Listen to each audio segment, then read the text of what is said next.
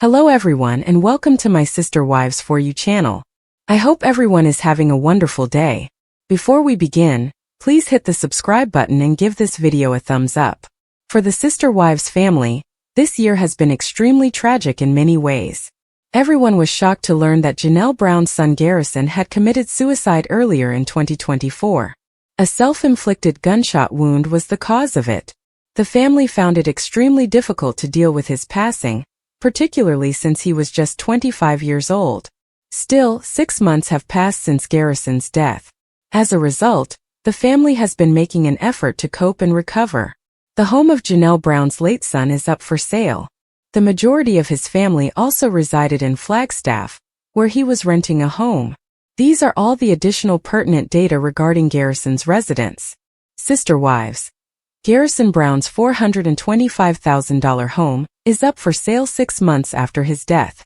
The worst nightmare of any parent is losing their child.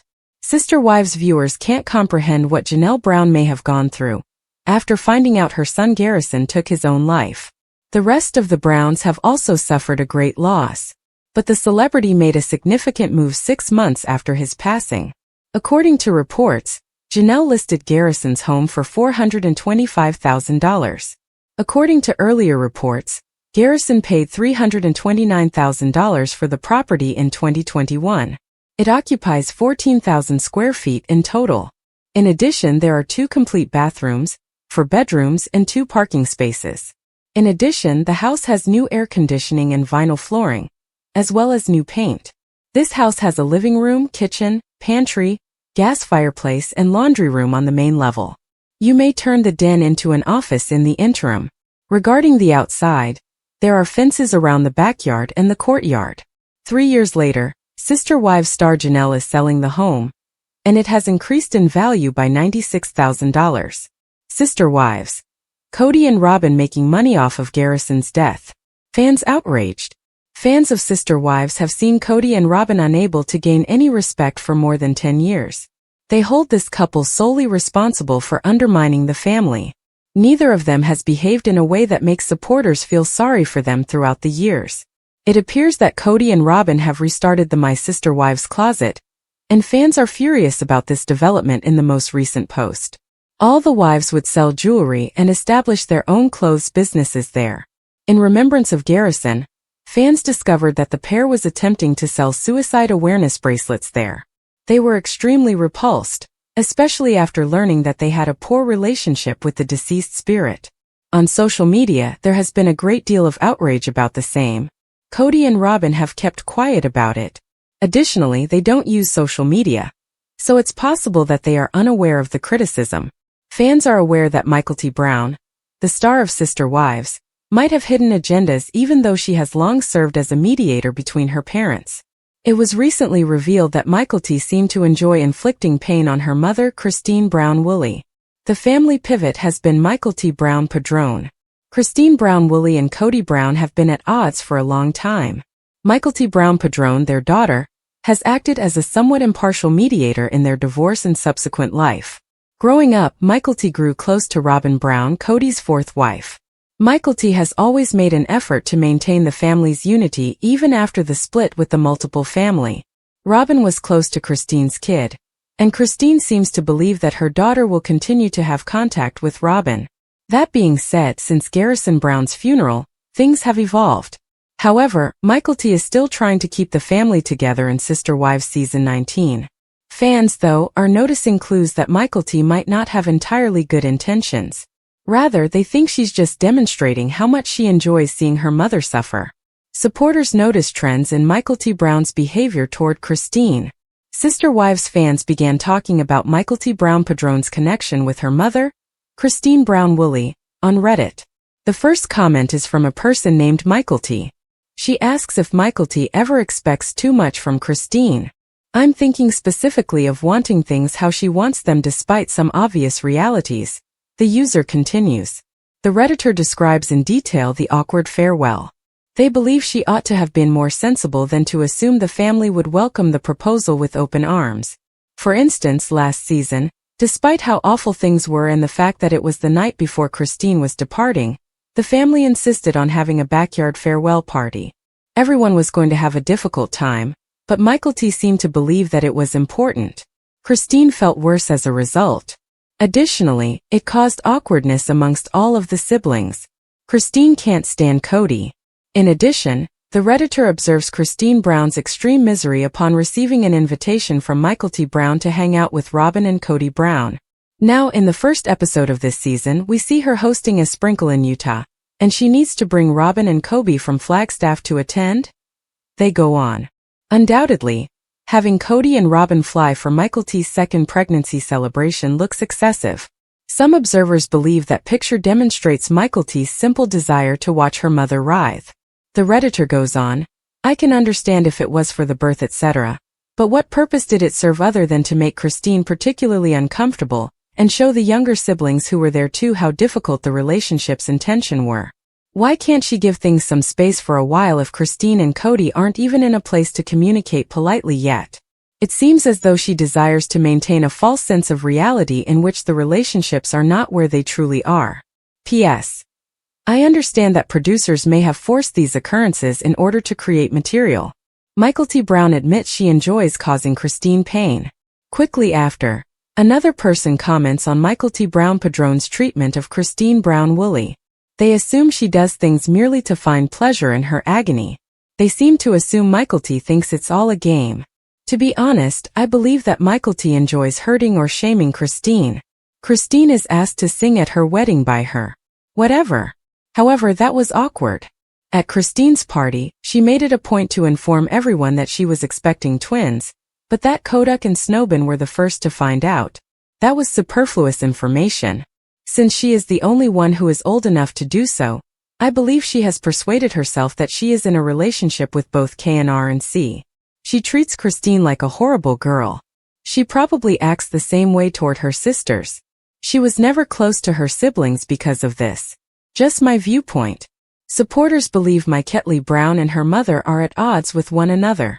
Furthermore, according to a different Sister Wives watcher, Mykelti Brown takes pleasure in torturing her mother, Christine Brown. Furthermore, they speculate that fans may not be aware of something that transpired off camera. She absolutely enjoys hurting and embarrassing her mother. Perhaps there were events in that connection that we are unaware of?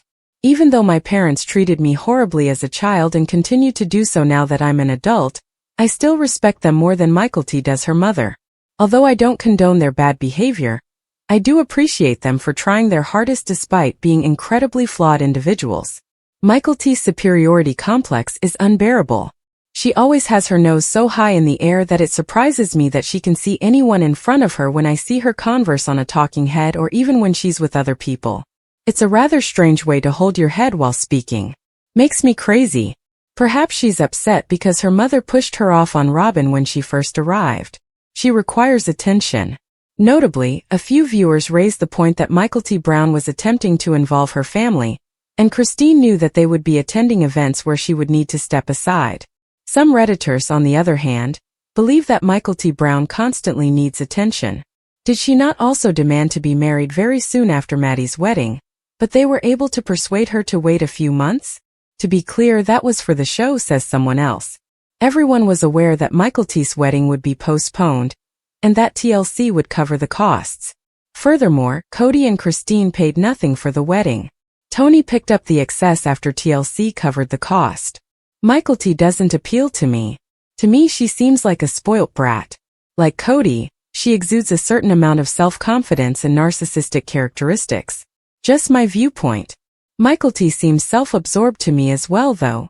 I agree that she doesn't seem narcissistic because she requested that her parents attend her activities. I firmly believe that adults should act more civilly toward children than for them to never interact, although that is obviously not always the case. Mykelti fervently desires for things to return to how they were prior to the divorces.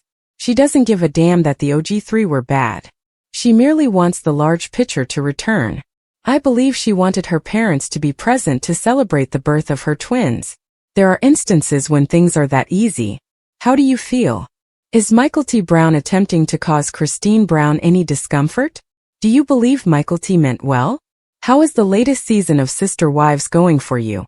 Please leave a remark below. The news of Post Hardy Shaded's suicide shocked sister women suckers and stars equally as much.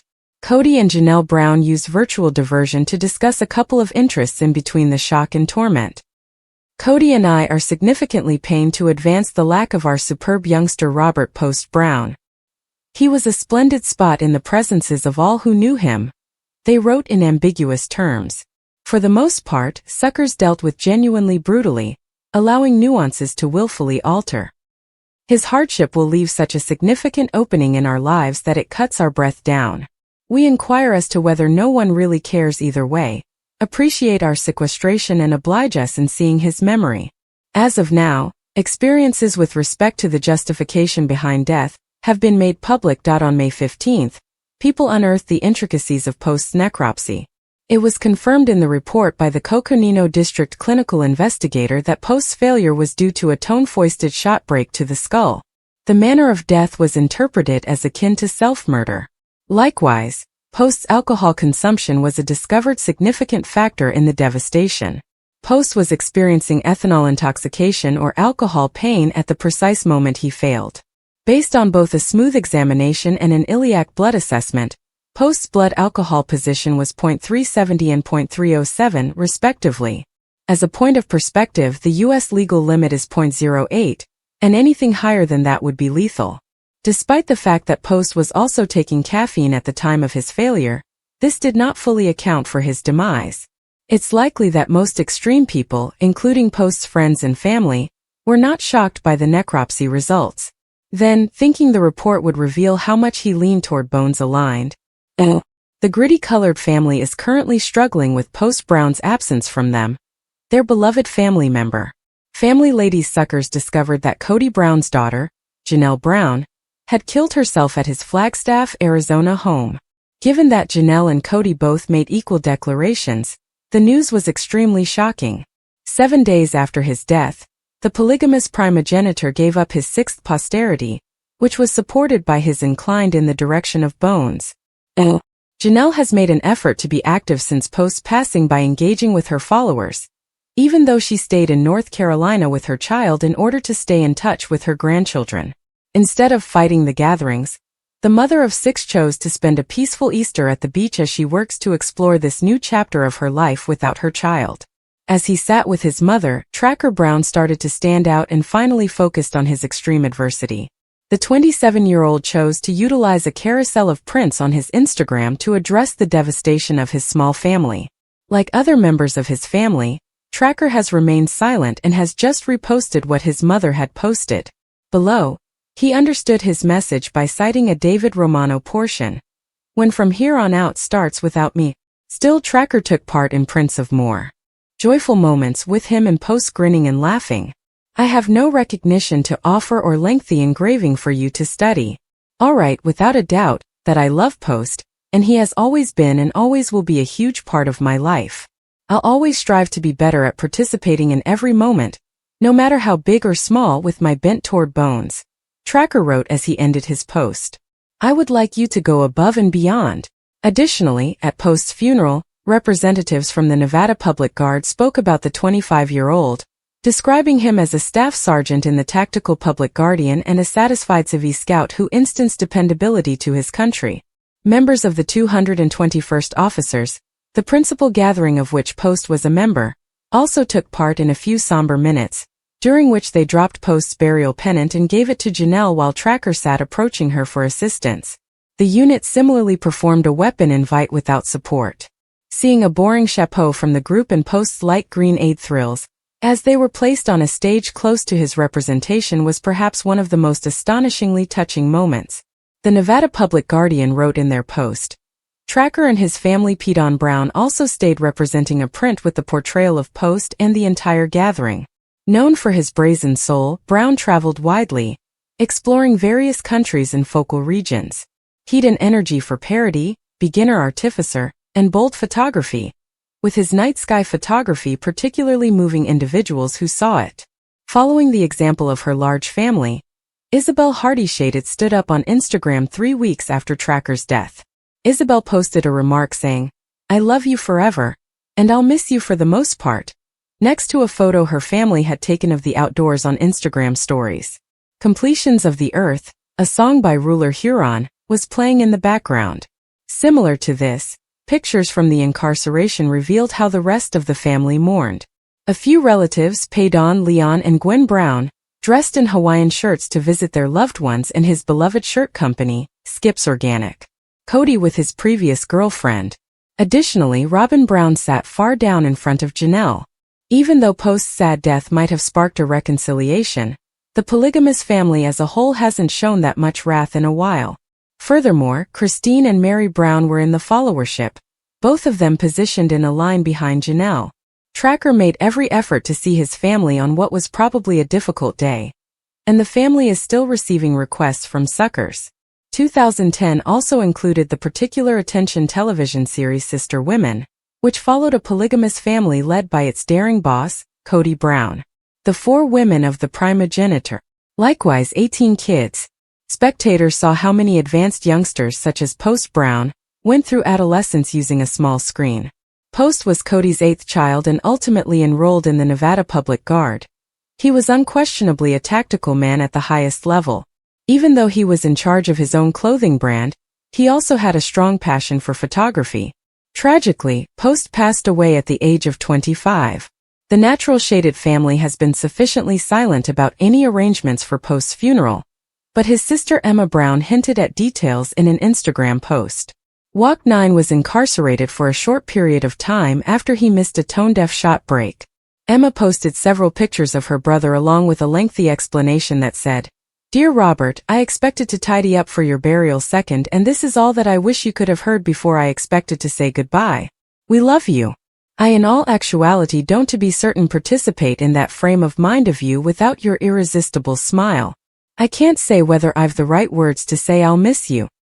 The gritty shaded family members kept creation. I need to be sensible to give you a solid and let you in on how enormously valued you were. You were mortal, you had excrescencies anyway, no way recently did I doubt the participation we had. I'll always cherish the times I got to appreciate with you. We needed to go on so different investigating areas anyway came to one. I'll miss your frothy pater. You were a child, a family, a dogface and a sidekick. If there's a heavenly being I have any desire to trust that he's giving you congruency. I love you, Robert. Laughs, our coffee runs, the meals we shared. The times we watched pictures and you mostly allowed me to put chaotic facial covers each over our faces. I love you, Robert. A source who worked for the U.S. Sun shared some shrewd insight into how the Browns perceive a death in the family. There will certainly be product. I super assumption they for the most part get together and do it actually. He was an uncommon sprat. He was an exceptionally cool, nice, really sweet Joe. Exactly when I got to know him and we got to know each other and hang out, we by and large lived it up. He was a phenomenal human, and he was genuinely satisfied with himself and his accomplishments. Nevertheless, details about who was involved haven't been revealed. Post's family members generally and their consorts posted about his miserable demise, so it's understandable that they were all in support. It is also known that Janelle Brown had the support of Mary Brown and Christine Brown. Since Kody didn't like his fully grown kids, including Post, who wasn't established, it's likely that the father of 18 would agree. Robyn Brown wasn't mentioned in any reports, but even if she had been hated, I think she would have been treated with respect. On Walk 5, Gabriel Brown, Post's younger family member, set him up dead in his Flagstaff, Arizona home. His level friends itemized hearing a pop solid during the nighttime yet had no great reason to mind him. Furthermore, it was specific that Janelle was worried about her child after reading a horrifying coursebook that was obviously sent to those who supported Run Sister Women. The 6th mother wrote in her coursebook, "I really want to despise you for sharing the extraordinary times. Notwithstanding I can't. I miss these days." She said she had told Post about this, and the two had a brief conversation before he stopped responding. Janelle transferred her 2nd child to look out for his friends and family at the exact moment when she stopped hearing back. That's where they set up Post pulled out agonizingly.